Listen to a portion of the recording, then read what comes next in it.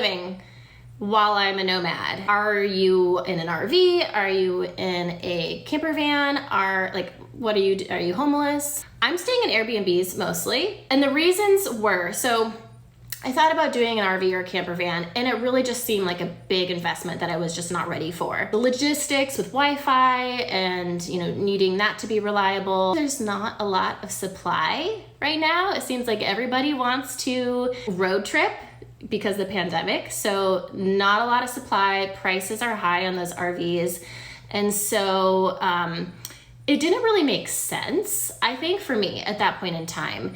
And then another part of why I really enjoy staying in Airbnbs is because I want to embed myself in the local experience. I want to see what that city's like and be a part of the community and feel what it's like to wake up. I'm going to the coffee shop and I'm going to walk to the market and I'm going to go to the park with my dog Penny, and all of these things that really show me what is this community like and would I want to live here. And I felt like if I was in an RV park or at a campground, then I wouldn't be able to necessarily feel that. Airbnbs, they kind of work out. I feel like they're a lot more flexible. You have more options. Also, I know we're talking about supply and demand a lot. I guess I'm, really hyper-focused on economics right now, but since not a lot of people are traveling right now, there is more supply for Airbnbs, which lower demand, and then prices are actually not as bad as you'd think. You get that, part of the community feeling, you get more stable Wi-Fi.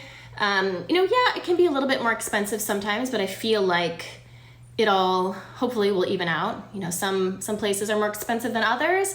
Some places are cheaper, and I'm just trying to balance that with my budget overall. So is it expensive to live this way? Home ownership is expensive. In comparison, I'm not buying paper towels. I'm not buying cleaning supplies. All of that stuff is supplied in my Airbnb. So I'm actually not spending a lot of money on household items. And then of course, the cost of cable and all of that stuff that is going to be provided in the Airbnb. When you think about it that way, when you think about all the costs that you're now saving with a vacation rental versus the home that you actually live in, you might be surprised.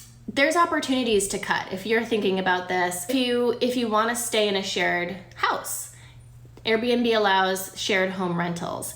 If you aren't traveling with a dog, obviously you're gonna have a lot more options than I am, because I have to use that pet-friendly filter.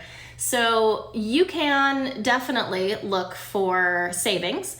Another thing too is the longer you stay, the more discounts you're gonna get. So I have seen some Airbnbs that give you 50% off the nightly price when you book for 4 weeks, over 4 weeks. You factor that in, I wanna embed in a community, I wanna stay there for a while, I hate moving too often. If I can find a place I'd like to home base in for a while, really, it's not that expensive. And I think if you are looking for real numbers, probably the cheapest that I found is around $350 a week.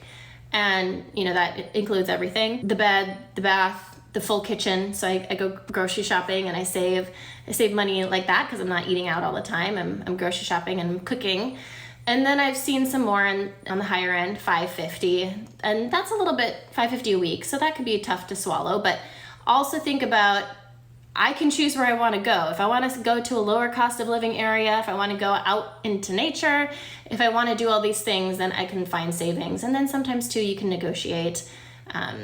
Some hosts are willing to play ball with that, but not them all. All that being said, I'm not knocking RV life or camper life. It's just not ready for me when I made this decision. And I think it's really important. You should make decisions based on where you're at and what your situation is like versus who you think you're gonna be or what you think you might want or what other people want. And maybe in 6 months I'll decide to go another route. But so far, this is generally working out for me. So yeah.